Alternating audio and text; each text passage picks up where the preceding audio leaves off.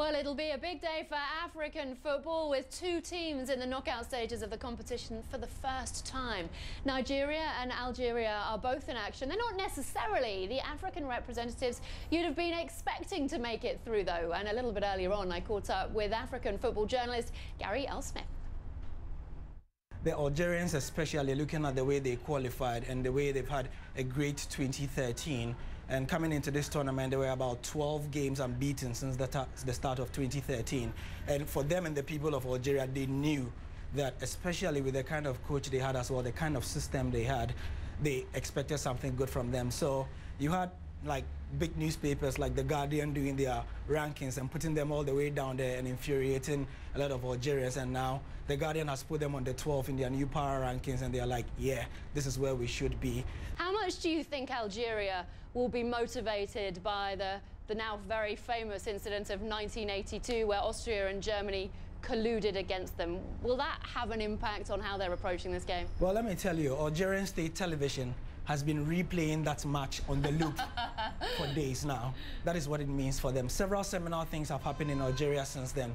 One of the richest men in Algeria, I need to get the pronunciation right, Mahedine Tahout, he owns one of the biggest automobile chains called Sima Motors. He has promised each Algerian player a Porsche Cayenne if they are able to score first. So whoever scores against Germany is going to get a Porsche Cayenne. Brilliant. If that is not enough, the scenes in Algiers, in Paris, where the Algerian community are extremely large, were absolutely crazy and manic. There's a famous picture of a small boy, not around 9 or 10 years, who did not get a space in a car carrying a truckload of Algerians. And so you know what he did?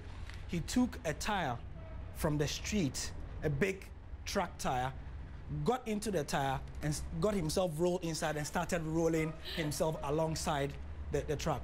If these scenes do not motivate the Algerian players, nothing else will.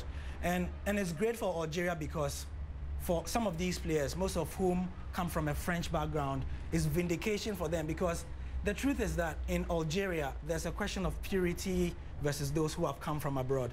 The team is made up of mostly French-based or French-born players, and there's this small majority of Algerians who feel that they are not pure enough. So for them, it's validation that even though we were not born here, we feel what we feel.